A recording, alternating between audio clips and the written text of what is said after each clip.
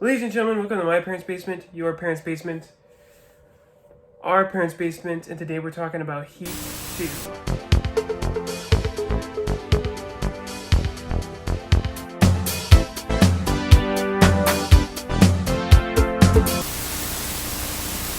If you're new to this channel, then you don't know, and if you're a familiar viewer of this channel, then you probably know from every video I've ever done, but Heat is my all-time favorite movie. I pray to this poster every morning when I wake up, and I give my thanks to this 4K before I go to sleep every night. Way back when, I pre-ordered that film's 4K steelbook from Best Buy, and they, in all of their infamous wisdom, canceled my order, and I never got that now $200 on eBay steelbook. So thanks a lot for not giving me the 4K steelbook of my favorite movie ever that I pre-ordered. Good job, Best Buy. I still miss you. But Heat came out in 1995, and it's my favorite film ever. And around the 2020s, Michael Mann started talking about his desires to make a Heat 2. And that kind of, at least at this point in time, culminated in his novel that he wrote with Meg Garner, titled Heat 2, that is a both prequel and sequel to the film Heat. It takes place in 1988 and 2000, which is 5 years after the film and then 7 years before the film. And there's also some stuff that's happening directly after the film's conclusion. Even some instances where things are simultaneously happening in the book that was off screen in the film, but happening within the film's context. And so I, obviously, as a major Heat fan, pre-ordered the book, got the book, read it. I enjoyed this book. I think it's a good book. I tried to do a reread not too long ago, and I got maybe like a third of the way in, and then some other things pulled me away from it. But it didn't have that page-turning aspect that it had when I first read it, or some other books I've had, even on rereads, like Jurassic Park, for instance, which is probably my favorite book. But I still enjoyed it. One thing I liked about Heat, the movie, is that it felt like it was this moment in time where it was like a perfect storm, and all these converging lines just meet into this epic moment that creates Heat. And this movie kind of teases that those converging lines actually can get pulled back to 1988, and they go forward even past 2000, because this movie kind of ends on a cliffhanger, teasing a third installment.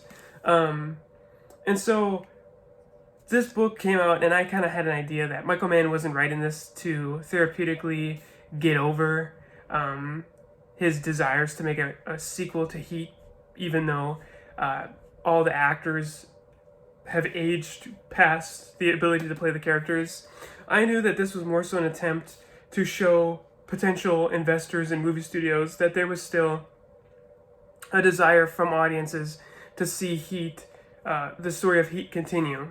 And so this book became a bestseller, and it gained heaps of praise. And I think at that moment I always had the idea that Michael Mann was going to fight to make it a movie, but then the wheels started turning of it being a movie, and Michael Mann started drafting a script. I know that he was talking about it while Ferrari was coming out, which he did with Adam Driver, and that's where the first bit of rumors about Heat 2 as a film started, where Adam Driver was being talked about in a potential lead part. And obviously that came to be Neil McCulley. Michael Mann has said in interviews discussing Heat 2 that during the filming of Ferrari and in the post-production and in the tour, in the press tour and all that, he was talking to Adam Driver about potentially coming on to play Neil McCulley, who's Robert De Niro's character in Heat 2. And then obviously as the snowball effect started going, more rumors about Heat 2 coming. Michael Mann was in the process of writing. He was talking about openly the kind of chore and task it was to make his big epic story into a movie. And that's when Austin Butler's name started getting thrown around as a potential choice for Chris Shearless or Val Kilmer's character. And around this time, in like 2024, probably 2024, maybe late 2023, videos of Austin Butler doing like tactical training surfaced. And everyone was like, oh, well, this is probably for Chris in Heat 2, because Michael Mann is a very realistic director. He wants all the actors to go through the proper training to place them in the kind of position and mindset that they would be. Jamie Foxx in Collateral rode around with taxi drivers to kind of understand how they were. He drove a Crown Vic around a track trying to get the feel for the vehicle, because that was what his character drove as a taxi cab. So he wanted the character to not, he wanted Jimmy Fox to be not only familiar with the life of a taxi driver and the things that they think about, but also the car itself, because realistically he would have been driving that car a lot more than anything else in his life. And the same thing with Heat. He wanted all the cop characters to have the adequate training that they would have, and all the criminal characters to have the training that their specific characters would have. And so the tactical training that Austin Butler was going through made people go, okay, well, this has got to be for Chris. Maybe he's got the part. Maybe this is to prove that he would be capable of the part. He looked good doing it. He looked like Val Kilmer doing it. And so people were like, okay, well, now he's in it. Then Michael Mann said that he wanted to shoot in 2025. The script was almost done. And then it was radio silence. And this was late 2024, early 2025. Then around March, it was announced that Michael Mann had turned in his script. I think he even said it himself that he had given the script to Warner Brothers, and whatever happened. It was out of his hands at that point. And then again, things kind of went quiet. And then a rumor surfaced not too long ago now, at this point, maybe a couple months, that Warner Brothers was kind of getting cold feet about Heat 2 because of the budget was going to be in surplus of $170 million. We can look at the box office numbers of today. There is no surefire bet anymore. And in a crime drama film like Heat 2, no matter how much the first one is praised as one of the all-time classic films, both as, crime saga, but also just generally one of the greatest works of film of all time, still can we be sure that it will make back that $170 million budget? Warner Brothers has been on fire lately. I mean, they're probably the best studio right now, putting out films, which is kind of a shocker. But 7, 8, 9 plus 40 million debuts, the first movie studio ever. But still trepidatious, to say the least. And that's when the new rumors started to swirl that Leonardo DiCaprio was attached, talking to Michael Mann, potentially to star in the film, and then that would give it its boost. Maybe Apple would come in and co-finance, or maybe Warner Brothers would just be more willing to take that gamble now that Leonardo DiCaprio was attached. And so that brings me to the movie news, this long-winded thing to catch you up if you didn't know, and I apologize if you did. But that brings us to where we are today, and apparently from various sources online, Heat 2 has been greenlit at Warner Brothers. The casting is pretty much already underway. I think it might have even been underway beforehand, just to kind of shop the movie around to say who was attached. The only person that seems to be certainly clarified now to be in the film is Leonardo DiCaprio. Austin Butler is still rumored, and Adam Driver is still rumored. So that's where this video's main kind of point comes in. Who would Leonardo DiCaprio play? To me, realistically, I think it's between Pacino's Vincent Hanna and De Niro's Neil McCauley. Some people want him to play Ortis Wardell, who's the new character introduced in the book. He's the main antagonist of the story. He is not present in Heat, so it would be a wholly new character that, requires no previous look back onto, you wouldn't have to step into the shoes of Al Pacino or Kilmer or De Niro. You would be your own person. And so some people think that might be DiCaprio's part, but since they say star in, I feel like he's probably going to go for one of the three leads. And, I feel like Pacino is easily the hardest one to cast. He's just so iconic in that film. It's Al Pacino. He comes with his energy. He's bombastic. He's over the top. At times he's very reserved, but other times he just explodes with energy. And it's very hard to achieve that in the same way that Al Pacino does it. There's such a natural way that he goes about exploding at the drop of a pen, but also still having those quieter moments. And I think anyone else would maybe feel like doing an interpretation, or they feel like they're doing an imitation, but they don't understand. But I think Leonardo DiCaprio is a safe choice. To me, it was really between, the only person I ever really thought realistically could do it was Al Pacino, de-age Al Pacino. But even then, so realistically, I thought Oscar Isaac was a solid choice, because not only do we have to match the energy, the acting abilities, the range of the part, but you also have to fit a specific age. And I know Al Pacino had said at a screening a couple years ago that he would have picked Timothée Chalamet to play the younger Vincent Hanna. But the problem is, Vincent Hanna's in his 50s in Heat. Maybe he's in his 40s, but Al Pacino himself was 50-something, 55 or so, in Heat. And so to go 7 years before, you're still in your 40s. And then you have to play an older 50, pushing 60-year-old character. And Timothée Chalamet just does not look that part at all. So it could never have been him. It had to be somebody in their 40s, 50s, and that's why DiCaprio kind of is an obvious choice. He's a fantastic actor.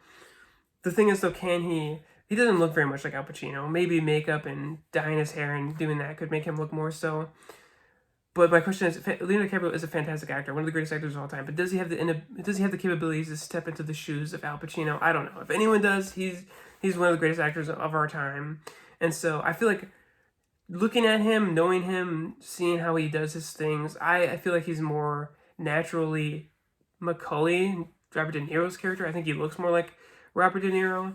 But if Adam Driver, who's kind of been attached to this thing from the beginning, is still going to be in it, and it's still going to be Neil Macaulay, then obviously that means DiCaprio can't be. Now, could DiCaprio levy for the position? He's got the sway to do so. But I don't know. We'll see. But that's kind of like the big thing that I'm holding out on. I mean, I've had mixed feelings about this movie from the beginning. Not that I didn't want to see it, but if it got canceled, I've always said, like, oh, that's okay. If it got canceled, I wouldn't cry. As I said earlier in this video, I like the idea that Heat is kind of this moment where the perfect storm comes and all these people's life pathways just so happen to cross at this perfect intersection that creates this moment. And like I said, Heat 2 kind of makes that line a little bit longer. You know, it kind of extends it 7 years and then pushes it into the future. And I'm not saying that takes away from Heat. And you could always just ignore the movie or the book or whatever. You know, it doesn't ever have to, you know, creep in on what you love. But yeah, I mean, I am looking for, as more news has come out about it, I get more and more excited. Heat, all-time favorite movie, and I would love to step back into that universe, especially if Michael Mann's doing it. But that's all we really know. You know, it's still early in the pre-production. I don't know if it is casted yet. I don't know who's in talks to be the director of photography, who is in talks to produce it. I don't know any of that stuff. I know the cinematographer, or the director, I think the DP actually, of Heat, Dante Spinoni, he's still alive, he's still making movies. Would he come back for it? I don't know. But to say the least, I'm looking forward to Heat 2. I can't wait to see more news about it. I want to see who gets cast in this, because that, to me, it's all going to really rely on the casting to bring those characters to life. And then how far do you go? Do you try to do De Niro? Do you put your own spin on the character that he created? Or, like, how do you do that? You know, I think it's really going to be one of the all-time challenges for whoever steps into the shoes of those parts, because those characters are so ingrained with them, especially Vincent Hanna, Al Pacino. There's so much Al Pacino in that part that it just bleeds off the screen. And that's why I thought at one point it was rumored that Al Pacino was going to have some part of it or whatever. And I was like, you know, it makes sense that the one person they can't recast is Al Pacino.